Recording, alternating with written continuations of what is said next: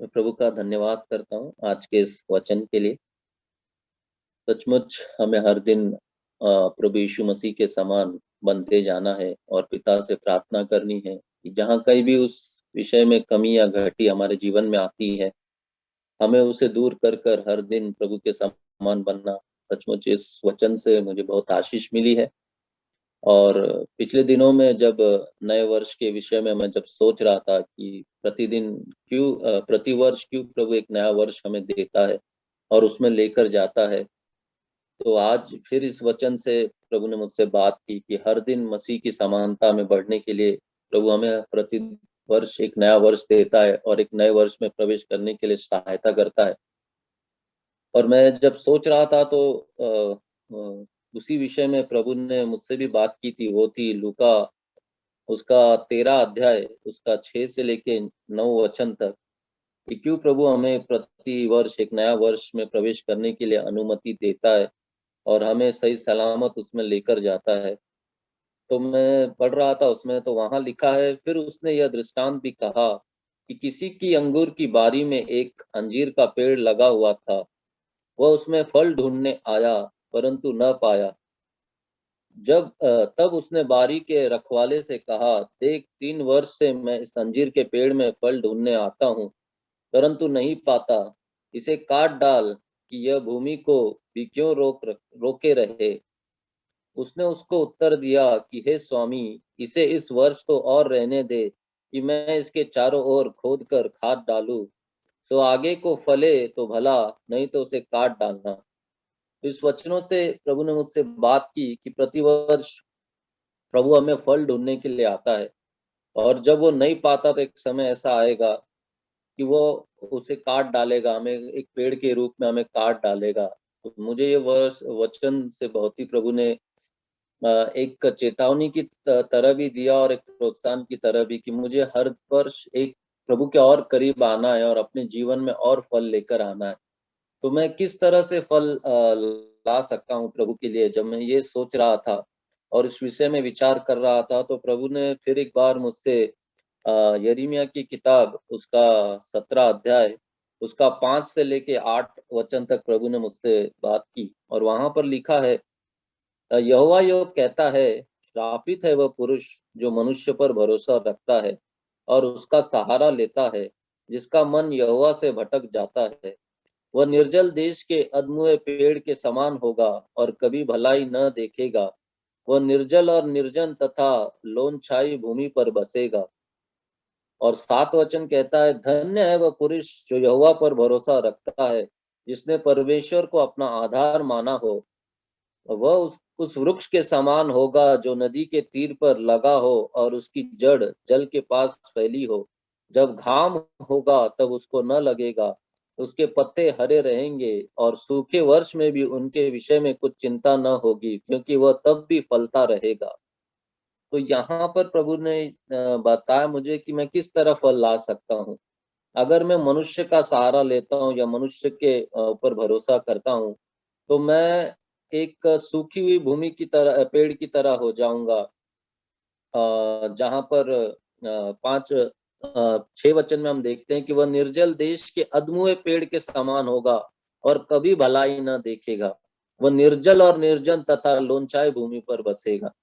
तो अगर मैं मनुष्य का सहारा लेता हूँ या मनुष्य पर भरोसा करता हूँ, तो मैं वहां पर एक निर्जल देश में या अधमुए पेड़ के समान हो जाऊंगा। वहां मैं फल नहीं ला सकता हूँ, लेकिन अगर मेरा भरोसा यहोवा पर है तभी मैं फल ला सकता हूँ। और वही उसी का मिलाकर जब हम भजन संगीता उसका 1 से हम पहला अध्याय उसका 1 से जब हम 6 तक पढ़ते हैं, तो वहां पर भी लिखा है, क्या ही धन्य है वह पुरुष जो दुष्टों की युक्ति पर नहीं चलता और न पापियों के मार्ग में खड़ा होता और न ठट्ठा करने वालों की मंडली में बैठता है, परंतु वह तो यहोवा की व्यवस्था से प्रसन्न रहता और उसकी व्यवस्था पर रात दिन ध्यान करता रहता है। वह उस वृक्ष के समान है जो बहती नालियों के किनारे लगाया गया है और अपनी ऋतु में फलता है और जिसके पत्ते कभी मुरझाते नहीं। इसलिए जो कुछ वह पुरुष करे वह सफल होता है। दुष्ट लोग ऐसे नहीं होते, वे उस भूसी के समान होते हैं जो पवन से उड़ाई जाती है। इस कारण दुष्ट लोग अदालत में स्थिर न रह सकेंगे और न पापी धर्मियों की मंडली में ठहरेंगे, क्योंकि यहोवा धर्मियों का मार्ग जानता है, परंतु दुष्टों का मार्ग नाश हो जाएगा। तो ये दो वचनों को जब मैं पढ़ रहा था, वहां पर दुष्ट पुरुष के बारे में पर यहाँ पर कहा गया है, और मनुष्य पर भरोसा रखने के बारे में कहा गया है। अगर मैं वहां उन पर भरोसा रखकर चलता हूँ तो मैं फल नहीं ला सकता, परमेश्वर के लिए मैं फल नहीं उत्पन्न कर सकता। लेकिन जब मेरा भरोसा यहोवा या परमेश्वर पर है, तभी मैं फल ला सकता हूँ। तो मैं विचार कर रहा था इस बारे में कि मैं ज्यादातर समय मैं अपनी काम की जगह पर बिताता हूँ, और वहां पर मैं कैसे फल ला सकता हूँ, और वहां पर मेरा भरोसा किस पर है कि मैं जब वो काम की जगह पर जाता हूँ तो मेरा भरोसा किस पर है। तो बीच में जब भी मुझे नया जब जॉब लगा, तो शुरुआत के समय में मैं काफ़ी भयभीत रहता था। हर समय अपने काम को सही ढंग से करने की कोशिश करता था, लेकिन वहाँ पर भी कई हमेशा मुझे एक डर लगा रहता था और भय लगा रहता था, क्योंकि मेरा जो बॉस था वो थोड़ा रैश मनुष्य है। वो थोड़ा मतलब गाली-गलौज कर कर बात करता है और किसी पर भी गुस्सा करता है। तो मैं काफ़ी डरता था, और उस विषय में मैं देखता था कि मैं मुझसे कहीं चूक ना हो या मुझसे कहीं गलती ना हो। तो मैं इस भय में मैं प्रार्थना कर रहा था एक दिन परमेश्वर से, तो प्रभु ने कहा कि तू किसका भय मानता है? तो यही वचन के द्वारा कि तेरा भरोसा मनुष्य पर है, कि वो जॉब जो है उस मालिक के वजह से है, और वो मालिक अगर कुछ गलती होगी तो तुरंत तुझे जॉब से निकाल देगा, या बुरा भला कहेगा, या गाली-गलौज करेगा। तो मैं ऐसा भयभीत रहने के समय जब प्रभु ने मुझसे बात की कि क्यों तू उसका भय मानकर क्यों चलता है? तू मेरा भय मानकर चल। जब तू मेरा भय मानकर वो काम को करेगा तो तुझे उससे भयभीत होने की कोई भी ज़रूरत नहीं है। तो यही ये वचन यहाँ पर कहता है कि मैंने श्रापित है वो मनुष्य जो मनुष्य का सहारा लेता है, वो व्यक्ति। तो मनुष्य का सहारा लेना एक ये है कि मैंने मनुष्य का अगर मैं भय मानकर चल रहा हूँ और अपने काम को कर रहा हूँ, तो मैं उसका सहारा ले रहा हूँ। मेरी जो उम्मीद है या मेरा जो डिपेंडेंस है वो मनुष्य के ऊपर है।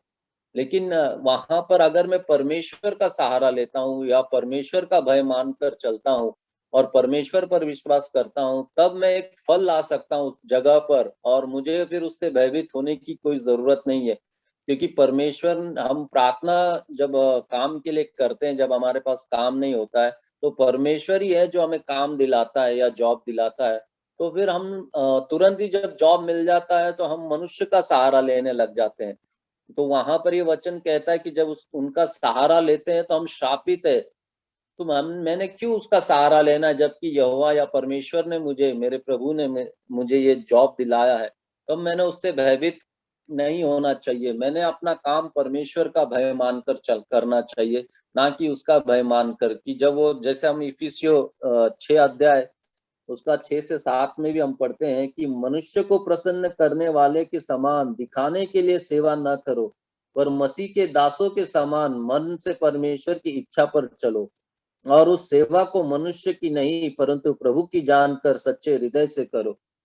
तो यहाँ पर भी देखिए ये वचन हमें यही प्रोत्साहन करता है कि जब हम काम की जगह पर भी रहते हैं तो हमने वो काम प्रभु ने दिया है और प्रभु का जानकर करना चाहिए। तब मुझे अपने बॉस या फिर किसी भी कलीग से कोई भय मानने की मुझे आवश्यकता नहीं होगी, और मैं अपना काम सही रीति में कर पाऊंगा। और मैं अगर अपना काम सही तरीके से कर रहा हूँ तो मनुष्य का भय मानकर चलने की मुझे जरूरत नहीं है, और फिर मैं वो फलों को ला सकता हूँ, उस फल को अपने जीवन में उत्पन्न कर सकता हूँ।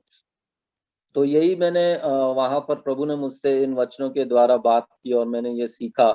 और फिर कई बार क्या होता है, जैसे हमने भजन संगीता में एक अध्याय में पढ़ा कि धन्य है वो पुरुष जो बुरों के साथ में नहीं चलता।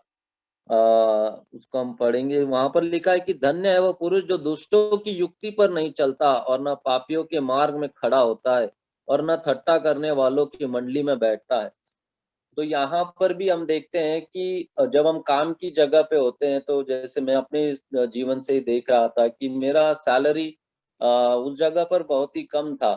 तो वहाँ पर जब लोग सैलरी पूछते हैं, जो कॉन्ट्रैक्टर्स होते हैं जिनके ऊपर सुपरवाइज मैं करता हूँ, और जब मैं उनके ऊपर सुपरवाइज करता हूँ तो वो कई तरह का लालच मुझे देते हैं कि भाई मतलब जो उनका अगर रनिंग मीटर से हिसाब होता है तो उसमें मैं ज्यादा बढ़ा कर बताऊं, या फिर ज्यादा काम हुआ है ऐसा कर कर मैं ऑफिस में बताऊं, तो वो उसमें मुझे कमीशन देंगे या फिर मुझे सहायता करेंगे। तो मैं तब इस वचन से प्रभु ने मुझे ये भी बात की कि मेरा जो सैलरी है या मेरा जो इनकम है वो प्रभु ने तय किया है, और मैं उस तय सीमा के बाहर क्यों जाऊं। जैसे ब्रदर जैक हमेशा जो सबोपदेशक उसका 10 अध्याय उसका 8 से हमेशा ये वचन कहते हैं, तो वहां पर लिखा है, जो गड्ढा खोदे वो उसमें गिरेगा और जो बाड़ा तोड़े उसको सर्प डसेगा। तो वो बाड़ा जो मेरी इनकम का है वो परमेश्वर ने मेरे लिए तय किया है, तो मैं उस बाड़े के बाहर अपने आप को क्यों लेना जाऊं ताकि सर्प मुझे डसे। और जब मैं अमीर बनने, तिमोथियो में भी हम देखते हैं कि मैं अमीर बनने की अगर कोशिश करूं तो मैं बहुत सारी बुराई की युक्तियों में पड़ूंगा, तो मैं वहां पर भी मुझे बहुत ही प्रलोभन आता है। लेकिन अगर मैं परमेश्वर का भय मानकर अपना काम ईमानदारी से करता हूँ तो मेरी जो तय सीमा है मेरे इनकम की वो प्रभु तय करता है। तो मुझे मनुष्य को प्रसन्न करने वाला नहीं बनना है, मुझे वहां पर फल उत्पन्न करना है। और मैं उनका भय जब मानकर नहीं चलूंगा और अपना काम प्रभु का भय मानकर ईमानदारी से करूंगा, तो मुझे उसमें भी प्रलोभित होने से प्रभु बचाएगा और अपना काम ईमानदारी से करने के। तो ये प्रलोभन आने के समय भी मैंने कहा कि भाई मेरा जो तय इनकम है वो प्रभु ने तय किया है, तो मैं इससे ज्यादा जिस बाड़े को तोड़कर बाहर जाने की कोशिश नहीं करूंगा, क्योंकि मैं वहां पर बुराई में फंस सकता हूँ, पाप में गिर सकता हूँ। और फिर जैसे हमने वो वार्निंग देखी थी यिर्मयाह में कि हम उस देश के अधमुए पेड़ के समान हो जाएंगे जो फल उत्पन्न नहीं करेंगे। तो ये चेतावनी प्रभु ने मुझे इन दिनों में दी और मुझे कहा कि मनुष्य का सहारा ना लेना, ना मनुष्य का भय मानना, और जो भी तय सीमा जो भी इनकम की प्रभु ने की है उस बाड़े को तोड़कर बाहर ना जाना, तो उस बाड़े के अंदर ही रहना, तब मैं प्रभु के लिए फल उत्पन्न कर पाऊंगा, जो कि गलतियों 5:22 में है। और वो है प्रेम, आनंद, शांति, धीरज, कृपा, भलाई, नम्रता, विश्वास और संयम। तो ये फलों को मैं तभी ला पाऊंगा और तभी फलवंतित हो पाऊंगा प्रभु के लिए, जब मैं प्रभु का सहारा लूंगा और प्रभु मसीह के समान मैं और प्रतिवर्ष बढ़ता जाऊंगा।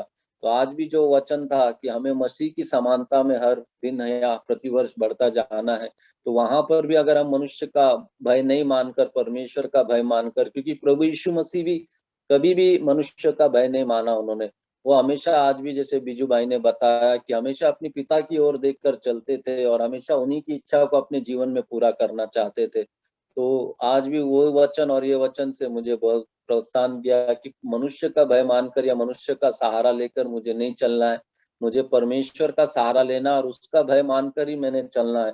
और इब्रानियों 13:5 में भी वहां पर भी लिखा गया है कि तुम्हारा स्वभाव लोभ रहित हो और जो तुम्हारे पास है उसी पर संतोष किया करो, क्योंकि उसने आप ही कहा है, मैं तुझे कभी न छोड़ूंगा और न कभी तुझे त्यागूंगा। तो यहाँ पर भी प्रभु ने वादा किया है कि वो ना मुझे कभी छोड़ेगा ना कभी मुझे त्यागेगा। अगर मैं इस भरोसे के साथ और इस विश्वास के साथ प्रभु में चलता हूँ, तो मैं मसीह के समान हर प्रतिवर्ष या प्रतिदिन बढ़ता जाऊंगा और प्रभु के लिए फल लाने में सामर्थ्यवान होऊंगा, और मैं मनुष्य का सहारा ना लूंगा और मनुष्य का भय नहीं मान। तो ये वचन से प्रभु ने मुझे प्रोत्साहन किया, और मैं प्रार्थना भी मेरी यही है कि प्रभु इस वर्ष में और भी फल लाने वाला तेरे लिए बनूं और मनुष्य का सहारा ना लूं और मनुष्य पर भरोसा ना करूं। आमीन। प्रभु प्रभु का धन्यवाद।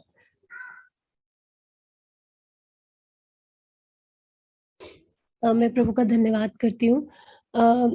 परी को जैसे बहुत ज़्यादा फीवर हो रहा था, उसको 102 103, और वो बहुत ज़्यादा परेशान थी, सो नहीं पा रही थी, रो रही थी, और मैं उसको फीड भी करा रही थी तो वो फीड नहीं कर रही थी, कंटिन्यूअसली रो रही थी और बहुत परेशान हो रही थी, और उसको तकलीफ में देख के मुझे बहुत तकलीफ हो रही थी।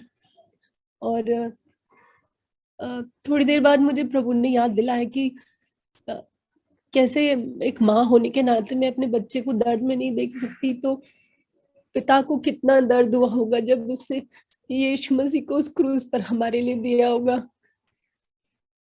प्रभु के हृदय पे क्या बीता होगा जब प्रभु यीशु मसीह उस क्रूस पर हमारे लिए उस पीड़ा को सहा होगा, या एक पिता ने जब अपने पुत्र से अपना मुंह फेर लिया होगा, वो दर्द कितना बड़ा होगा, उस दर्द को सच में हम नहीं समझ सकते। अपने बच्चे को एक छोटी सी तकलीफ हम नहीं देख पाते, तो एक पिता का अपने बच्चे को हमारे लिए बलिदान देना कितना बड़ा बलिदान होगा वो। तो सच में मैं प्रभु को धन्यवाद करती हूँ कि जो प्रभु ने हमारे लिए बलिदान दिया है, प्रभु यीशु मसीह के रूप में, उस बलिदान को मैं कभी तुच्छ न जानूं और उसकी कीमत को समझूं कि पिता ने मुझसे कैसे प्रेम किया कि उसने अपना बेटा मेरे लिए दिया, जबकि मैंने उसके लिए कुछ भी भलाई नहीं की। और प्रभु सच में मदद करे कि उस पिता के प्रेम को मैं कभी भी तुच्छ न जानूं, और उस बलिदान को जो मसीह यीशु मेरे लिए दिया गया उसको मैं मोल करूं और उसके लिए मैं जीऊं। आमीन।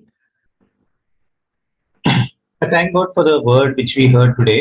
मैं परमेश्वर को धन्यवाद देता हूँ उस वचन के लिए जो हमने आज सुना, Especially about Jesus. Before he went to the cross, he was so full of peace. विशेषकर यीशु के बारे में, जब वो क्रूस पर जाने ही वाला था उसके पहले वो इतना शांति से भरा हुआ था, Because he had a sense of rest in his Father. क्योंकि अपने पिता में विश्राम की एक भावना उसके पास थी। Because he knew that without his Father's permission, nothing can happen in his life. क्योंकि वो अच्छे से जानता था कि उसके पिता के अनुमति के बगैर उसके जीवन में कुछ भी नहीं हो सकता। Something which brings me rest many times in my life is this. ये एक ऐसी बात है जो कई बार मेरे जीवन में विश्राम लाती है। Many times, many things happen in our life and in our in our lives. कई बार हमारे जीवन में कई बातें घटती है।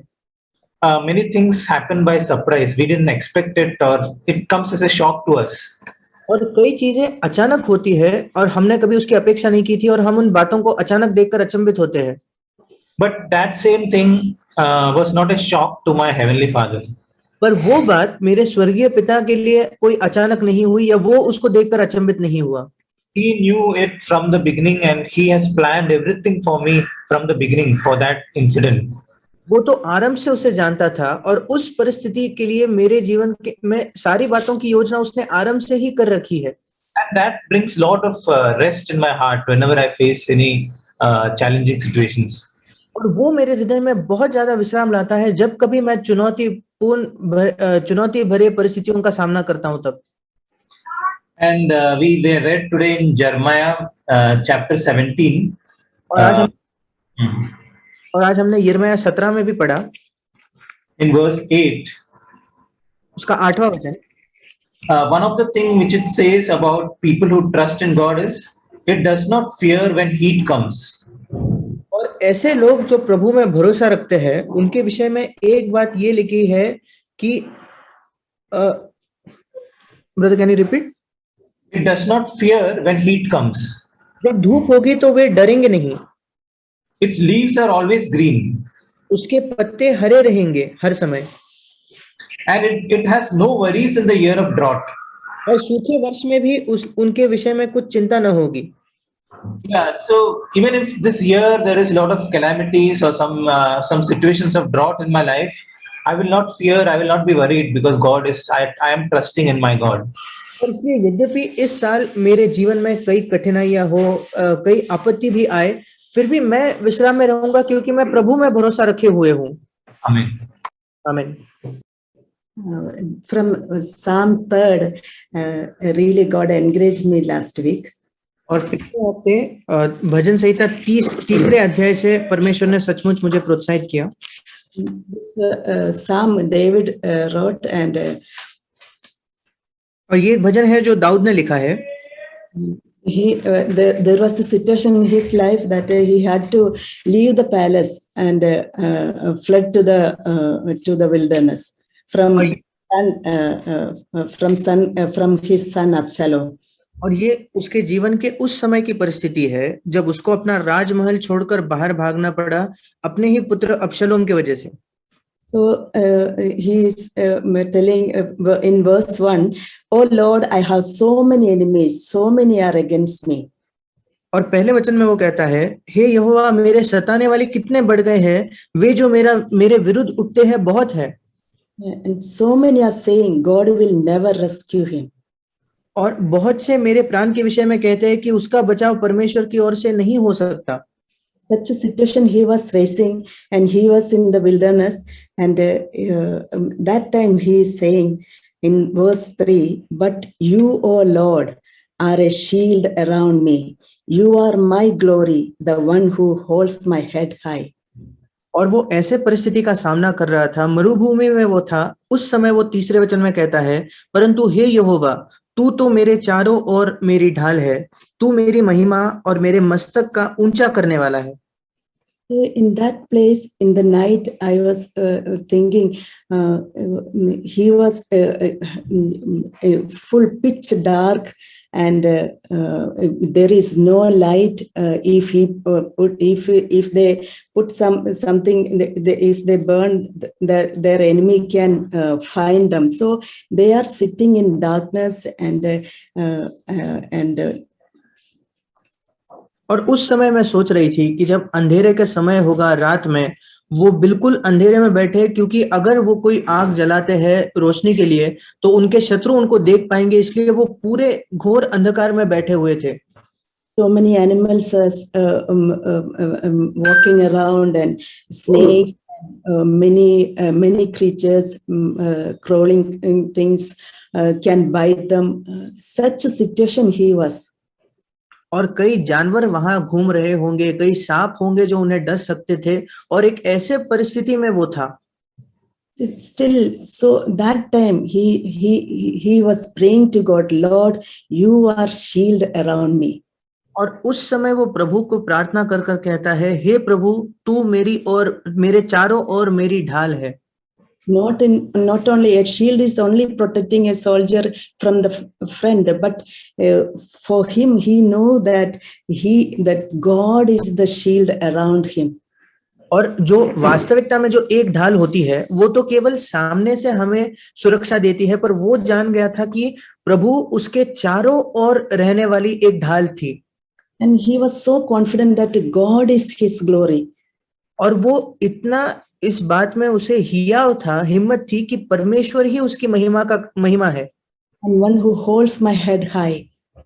और जो मेरे मस्तक को ऊंचा करने वाला, ऊंचा रखने वाला है।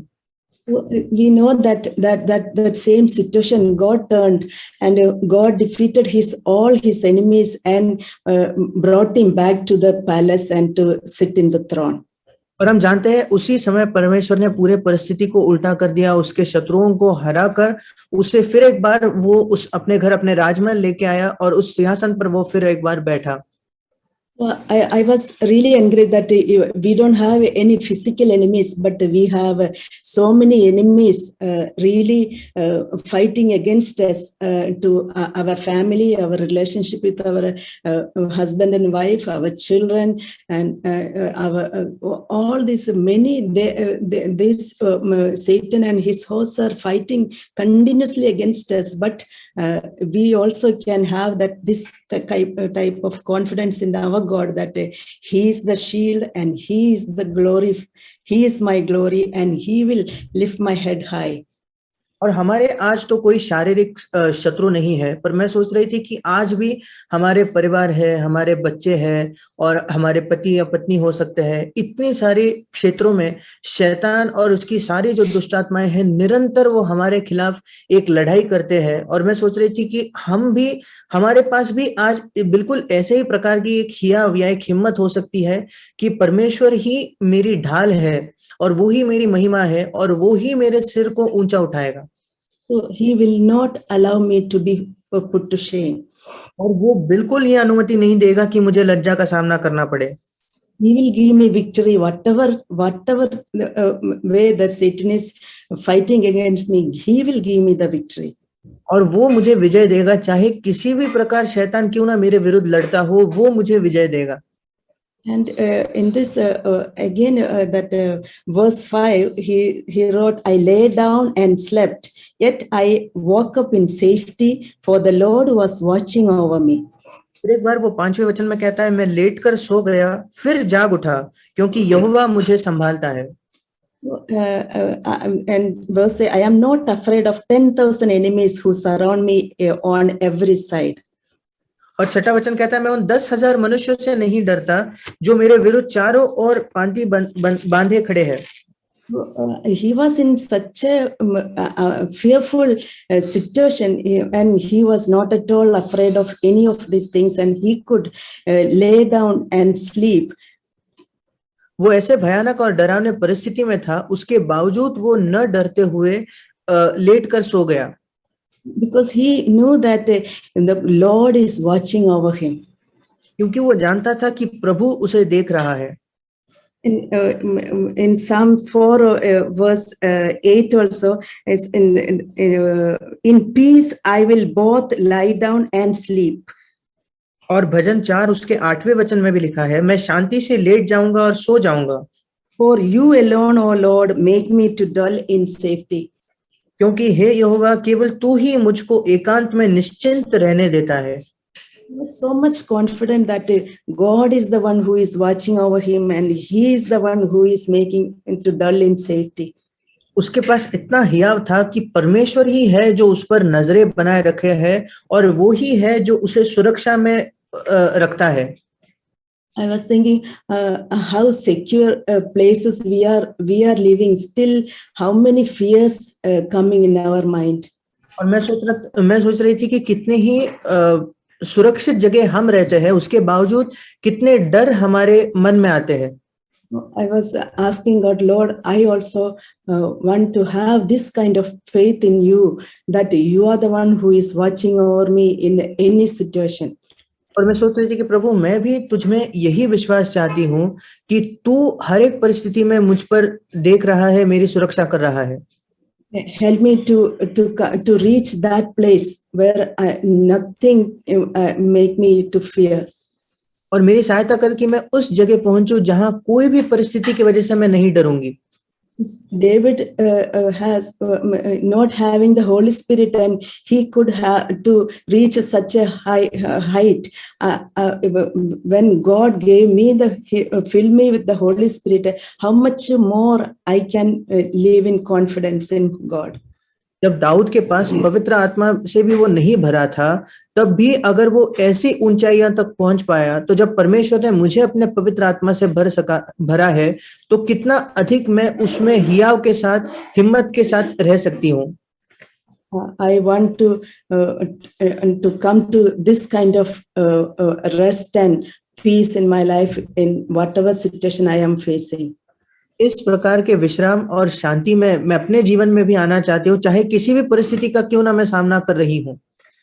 I believe God will help me. और मेरा ये विश्वास है कि परमेश्वर मेरी सहायता करेगा. I thank God for the wonderful time He has given. I'd like to share one verse which God has spoken to me this year. I was asking God, like, speak to me with a verse which is where I'm lacking in my area. So He has spoken to me one verse in Hebrews chapter 12 verse 15. Yeah. मैं परमेश्वर को धन्यवाद देता हूं और मैं उससे एक वचन मांग रहा था कि वो मुझसे बात करे, और उसने मुझे एक वचन दिया, इब्रानियों 12 उसका 15.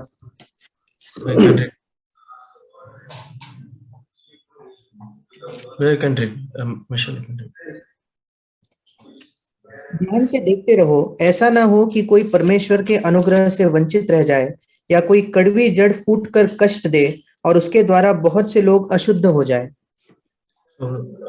I was really asking God, like, I made there is nothing against, there is no bitterness in me, but why God is speaking to me with this verse? और मैं सोच रहा था कि मुझ में तो कोई भी कड़वाहट नहीं है, फिर क्यों परमेश्वर मुझे इस वचन के द्वारा मुझसे बात कर रहा है.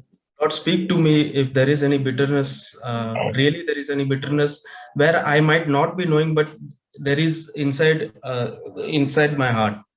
और मैंने परमेश्वर से कहा, प्रभु तू मुझसे बात कर और मुझे दिखा कहीं मेरे हृदय में ऐसी कोई कड़वाहट है क्या जो मैं नहीं जानता. Then slowly He spoke to me, like, where are the areas, like, unknowingly I have a bitterness against someone else. और मैं धीरे धीरे देखने लगा कि न जानते हुए ऐसे कुछ क्षेत्र है जहां मेरे हृदय में कोई कड़वाहट है। So I was encouraged by one more verse, like how this bitterness God has showed me. और एक और वचन से मैं प्रोत्साहित हुआ कैसे इस कड़वाहट को परमेश्वर ने मुझे दिखाया। It's mentioned in Proverbs chapter 14 verse 10. और नीति वचन उसके 14 अध्याय के 10 वचन में लिखा है, The heart knows its own bitterness.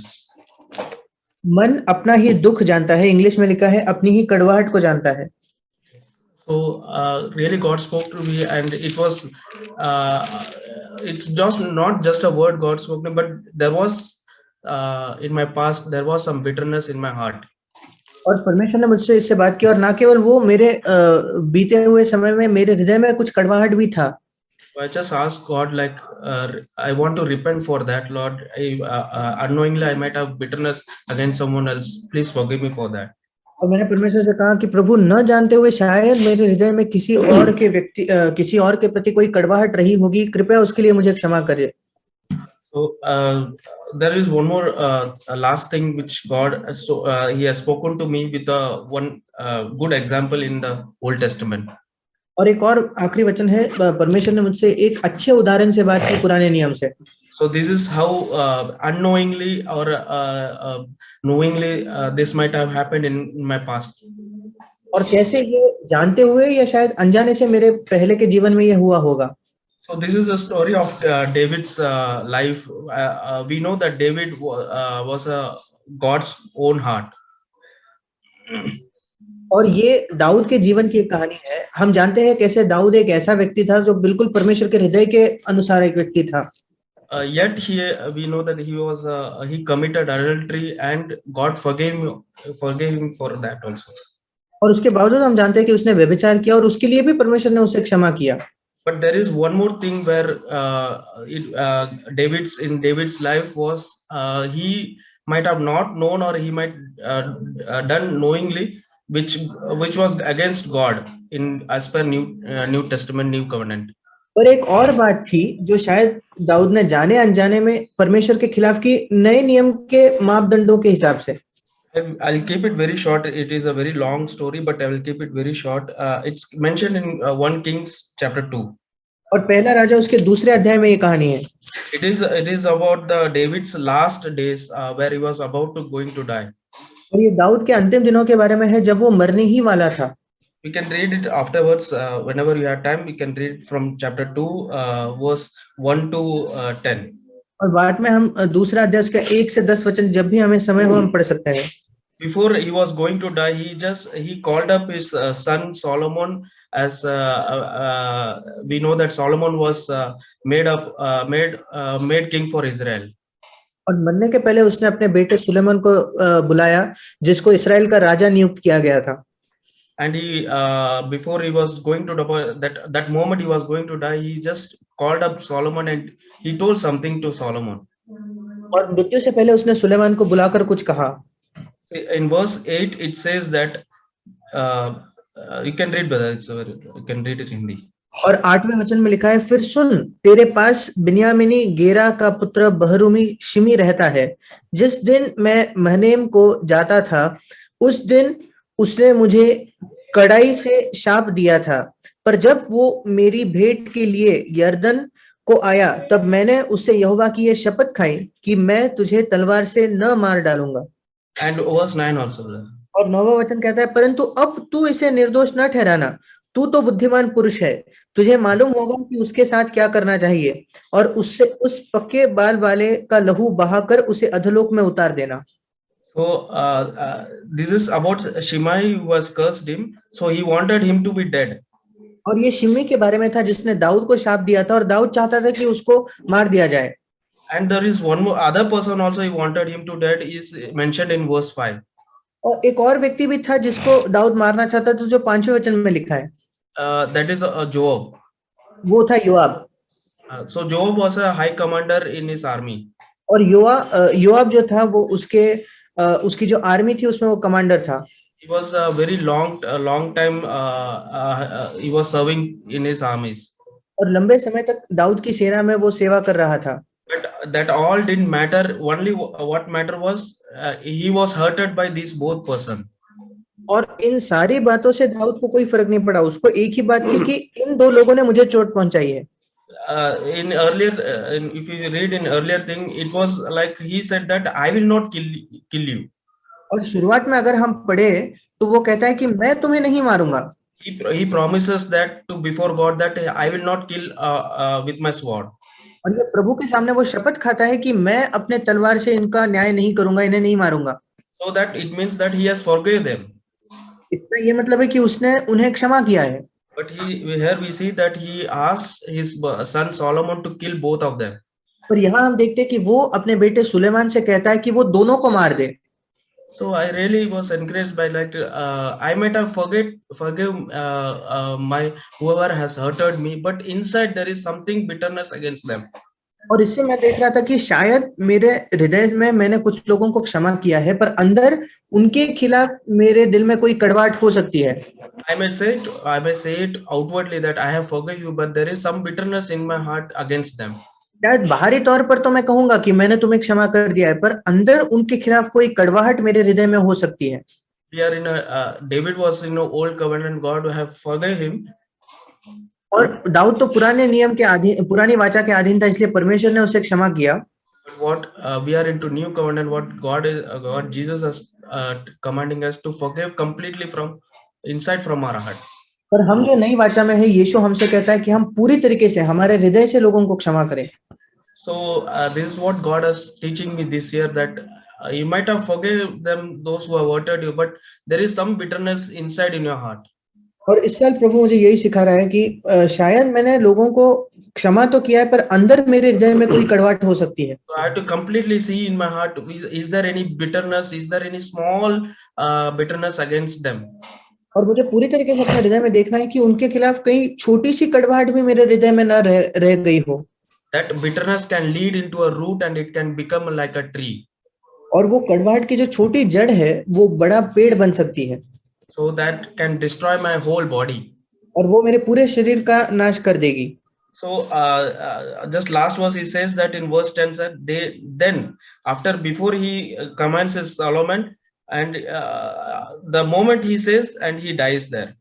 और पहला राजा दूसरा अध्याय उसका 10वें वचन में लिखा है, तब, इसका मतलब जैसे ही उसने सुलेमान को उन्हें मारने की आज्ञा दी, उसके बाद तुरंत दाऊद की मृत्यु हो गई। So it is a very sad ending for David, who was he had a great start, but his ending was so sad. और ये दाऊद के लिए बहुत दुख की बात है, जिसने शुरुआत तो इतनी भली की पर उसका अंत इतना दुखद था। You can see that after just the moment he said, he died. और हम देख सकते हैं कि जैसे ही उसने कहा कि उन दोनों को मारना है, उसके बाद तुरंत उसकी मृत्यु हो जाती है। It was very a challenging example for me that before I go from this earth, I should not have any bitterness against anyone. और ये मेरे लिए एक बड़ी चुनौती की बात थी कि इस पृथ्वी को छोड़कर जाने से पहले मेरे हृदय में किसी के भी खिलाफ कोई भी कड़वाहट ना हो। So I'll come back to Hebrews chapter 12, the last verse which I like to read. और इब्रानियों 12 का आखिरी वचन मैं पढ़ना चाहूंगा। So what should I be before I go from this earth? It's written in verse 14. और 14 वचन में लिखा है कि इस पृथ्वी को छोड़कर जाने से पहले मुझे कैसा होना है। Pursue peace with all men and the sanctification without which no one will see the Lord. सबसे मेल मिलाप रखो और उस पवित्रता के खोजी हो जिसके बिना कोई प्रभु को कदापि न देखेगा। If I want to see the Lord, I need to forgive. I need to have peace with all men. There should be no one left on this earth. और अगर मैं प्रभु को देखना चाहता हूं तो हर एक व्यक्ति के साथ मुझे मेल मिलाप को खोजना है। ऐसा एक भी व्यक्ति पृथ्वी पर रहना नहीं चाहिए जिसके साथ मेरा मेल मिलाप न हुआ हो। I thank God for the wonderful verse He has spoken to me this year, and I just need I don't need to be just reading this verse and yes, I've been encouraged. I just also wanted to follow the same.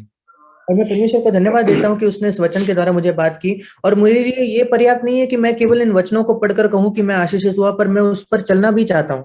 Thank God for this wonderful. इस वचन के लिए मैं परमेश्वर को धन्यवाद देता हूं।